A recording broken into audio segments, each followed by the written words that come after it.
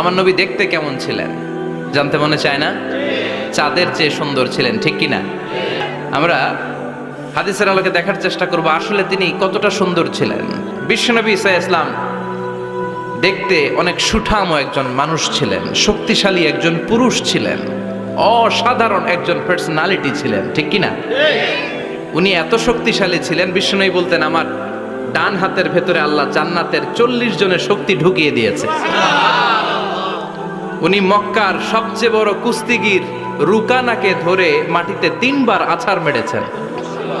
শক্তি বেশি না কম? সুবহানাল্লাহ পড়বেন না?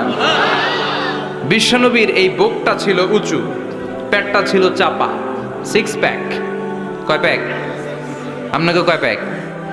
আমার কয় প্যাক? বিশ্বনবীর 6 প্যাক।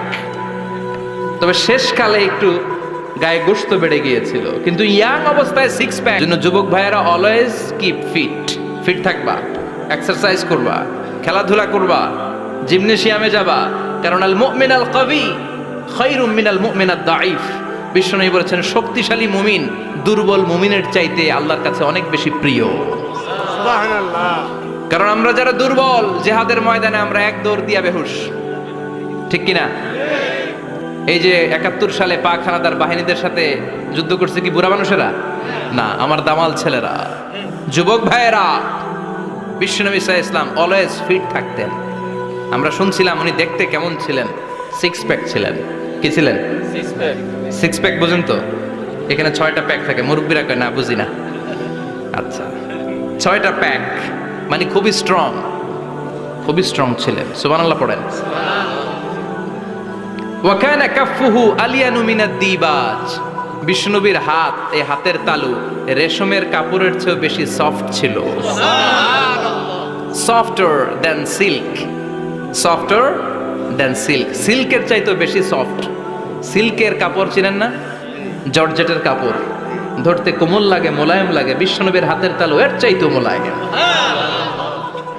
এই জন্যই মোলায়েম হাত যদি কেউ মুসাফা করার সুযোগ পাইতো, কেউ আর হাত ছাড়তে চাইতো না। আর বিশ্বনবীর অভ্যাস ছিলেন, বিশ্বনবী কারোর সাথে মুসাফা করলে, যার সাথে মুসাফা করেছেন উনি হাত টেনে না নিলে বিশ্বনবী ওনার হাত টেনে নিতেন না।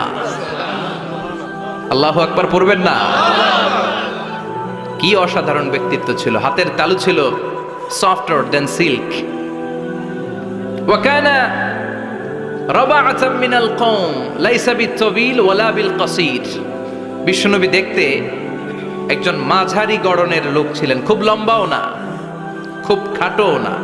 খুব বেশি লম্বাদেরকে ভাল লাগে? কথা বলেন। তাকাইতে গেলে টুপি পরে যাওয়ার সম্ভাবনা আছে।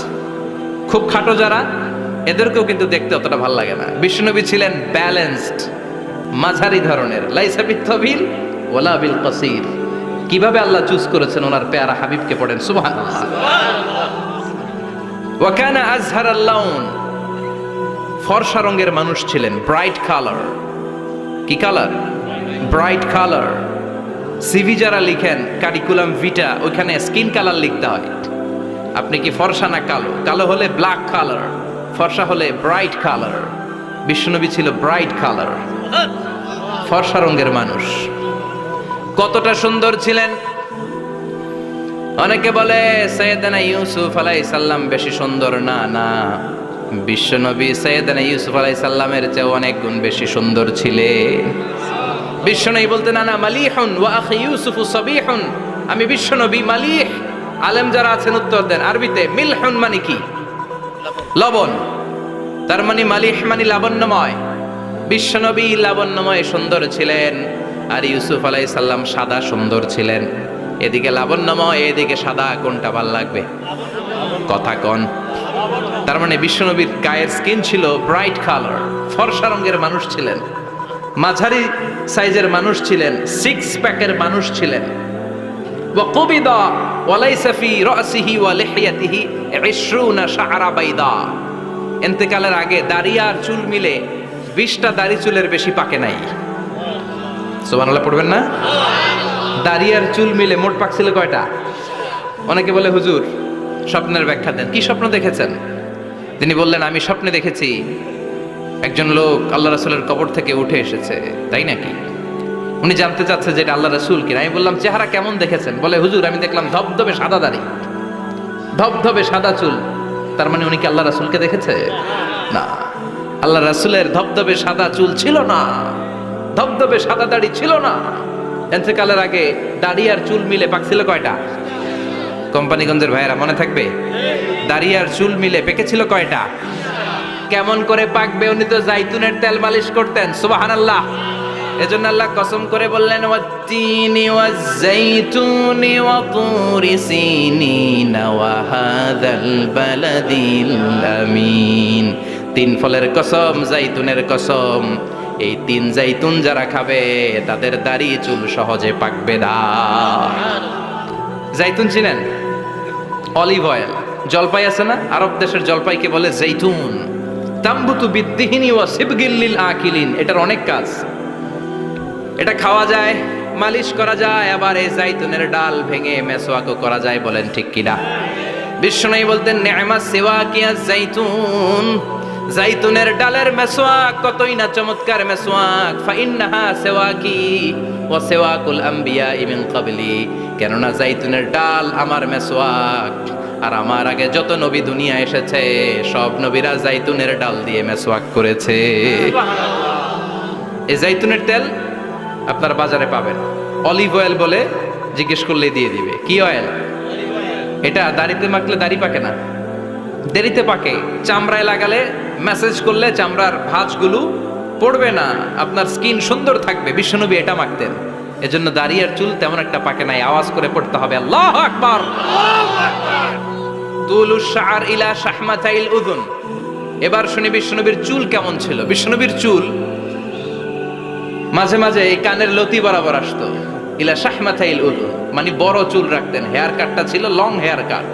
মাঝে মাঝে কানের লতির মাঝামাঝি, আর কখনো কখনো কাঁধ বরাবর। ইলাল মানকিবাইন, তিন সিস্টেমে রাখতেন। কানের মাঝ, কানের লতি, কাঁধ বরাবর। ওয়া কানা ইফাররিকু বাইনা শা'রি। চুলের মাঝখানে বিশ্বনবী সিঁথি করতেন। আপনারা কাজী নজরুল ইসলামের ছবি দেখেছেন? দেখবেন যে উনি মাঝখানে সিঁথি করতেন। বিশ্বনবী এভাবে মাঝখানে সিঁথি করে সিঁথির মাঝখানে আতর ঢেলে দিতেন। কেন ঢেলে দিতেন? যেখানেই সেজদা দিতেন ওই জায়গায় আতরের ঘ্রাণে আমোদ হয়ে যেত। আরিদুস সদর, বুকটা ছিল প্রশস্ত। ওয়া কানা বাইনা কাতিফাইহি খাতামুন নবুওয়া, আর পিঠের মধ্যে কাজিররিল হাজালা, কবুতরের ডিমের মতো একটা মাহরুন নবুওয়া ছিল।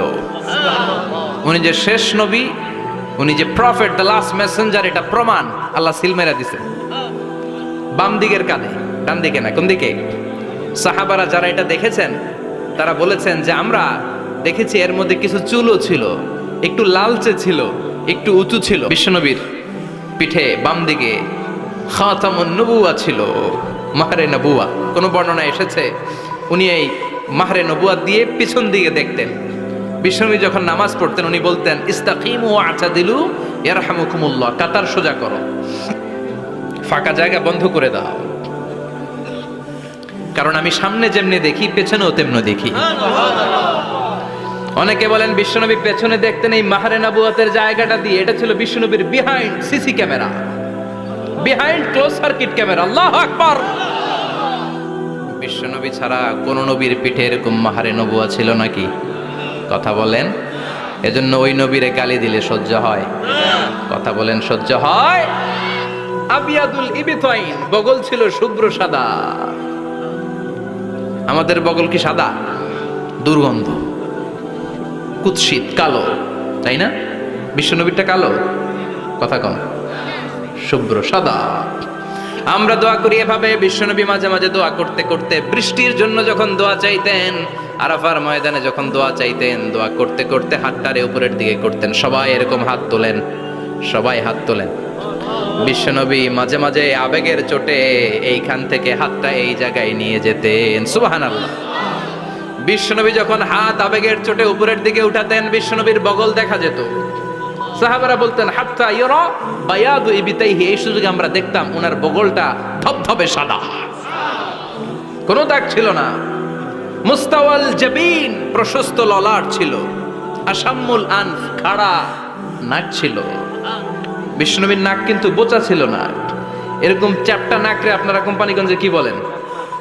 চাকমা কি নাক? হ্যাঁ, বুসা, নাক বুসা বা বোচা।